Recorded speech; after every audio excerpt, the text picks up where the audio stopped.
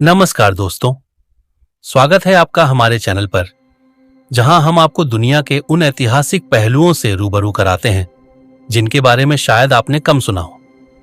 आज हम बात करेंगे एक ऐसे भूभाग की जो न केवल अफगानिस्तान के लिए ऐतिहासिक रूप से महत्वपूर्ण है, बल्कि हाल ही में पाकिस्तान की धमकी के कारण चर्चा का केंद्र बन गया है। हम बात कर रहे हैं वाखान कॉरिडोर की। वाखान कॉरिडोर अफगानिस्तान के उत्तर पूर्व में स्थित एक पतला भूक्षेत्र है, जिसकी लंबाई लगभग 350 किलोमीटर है और चौड़ाई 13 से 65 किलोमीटर के बीच है। यह क्षेत्र चीन, ताजिकिस्तान और पाकिस्तान की सीमाओं से सटा हुआ है। हाल ही में पाकिस्तान ने इस पर दावा करते हुए धमकी दी है कि वह इस क्षेत्र को वापस ले सकता है। इस बयान ने क्षेत्रीय राजनीति में हलचल मचा दी है, लेकिन इस विवाद को समझने के लिए हमें वाखान कॉरिडोर के इतिहास में झांकना होगा। वाखान कॉरिडोर का इतिहास हजारों साल पुराना है। प्राचीन समय में यह मार्ग सिल्क रूट का हिस्सा था, जो एशिया, यूरोप और अफ्रीका के बीच व्यापार का मुख्य जरिया था। इस मार्ग से व्यापारी चीन का रेशम, भारत के मसाले, मध्य एशिया के घोड़े और अन्य सामानों का व्यापार करते थे। यह क्षेत्र उस समय सांस्कृतिक आदान प्रदान का भी एक प्रमुख केंद्र था। वाखान न केवल व्यापारिक मार्ग था, बल्कि तीर्थयात्रियों और खोजकर्ताओं के लिए भी एक महत्वपूर्ण रास्ता था। बौद्ध भिक्षु फाहियान और हुएनसांग ने भी इसी मार्ग से भारत और चीन के बीच की यात्रा की थी। यह क्षेत्र प्राकृतिक रूप से दुर्गम था, लेकिन इसके महत्व के कारण इसे पार करने वाले यात्रियों की संख्या कभी कम नहीं हुई। इस्लाम के आगमन के बाद वाखान कॉरिडोर मध्य एशिया के इस्लामी साम्राज्यों का हिस्सा बन गया। यह क्षेत्र तुर्क साम्राज्य, मंगोल साम्राज्य और बाद में मुगल साम्राज्य के प्रभाव में रहा। मंगोल शासक चंगेज खान और तैमूर जैसे नेताओं ने भी इस क्षेत्र का इस्तेमाल अपने अभियानों के लिए किया। वाखान कॉरिडोर का आधुनिक इतिहास 19वीं शताब्दी में द ग्रेट गेम के दौरान आकार लेता है। उस समय ब्रिटिश साम्राज्य और रूसी साम्राज्य मध्य एशिया पर नियंत्रण के लिए संघर्ष कर रहे थे। ब्रिटिश भारत के लिए रूस का प्रभाव एक बड़ा खतरा था।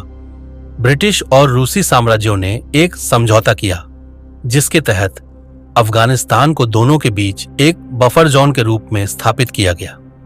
1893 में दुरंड लाइन का निर्धारण हुआ, जिससे अफगानिस्तान और ब्रिटिश भारत के बीच सीमाएं तय की गईं। इसी समझौते के तहत वाखान कॉरिडोर को अफगानिस्तान के नियंत्रण में रखा गया, ताकि यह ब्रिटिश भारत और रूसी साम्राज्य के बीच एक गद्दी क्षेत्र बन सके।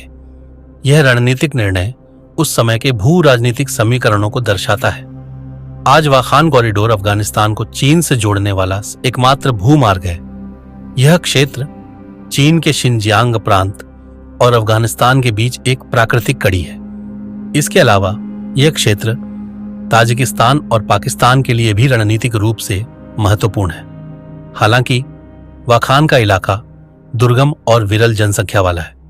यहाँ मुख्य रूप से वाखी और किर्गिज समुदाय रहते हैं, जो अपनी पारंपरिक जीवन शैली के लिए जाने जाते हैं। हाल ही में पाकिस्तान ने इस क्षेत्र पर दावा किया है, यह कहते हुए कि वाखान कॉरिडोर ब्रिटिश भारत का हिस्सा था और विभाजन के बाद इसे पाकिस्तान का होना चाहिए था। हालांकि इतिहास और भूगोल के विशेषज्ञ इस दावे को नकारते हैं। अफगानिस्तान का कहना है कि वाखान कॉरिडोर उसके संप्रभु क्षेत्र का हिस्सा है और यह हमेशा उसका अभिन्न हिस्सा रहेगा। भारत के लिए वाखान कॉरिडोर ऐतिहासिक और रणनीतिक रूप से महत्वपूर्ण है। प्राचीन समय में यह मार्ग भारत और मध्य एशिया के बीच व्यापार का मुख्य जरिया था। आज भी यह क्षेत्र भारत के लिए मध्य एशिया के साथ कूटनीतिक और आर्थिक संबंध स्थापित करने में अहम भूमिका निभा सकता है। दोस्तों, वाखान कॉरिडोर केवल एक भूभाग नहीं है, बल्कि यह इतिहास, भूगोल और राजनीति का संगम है।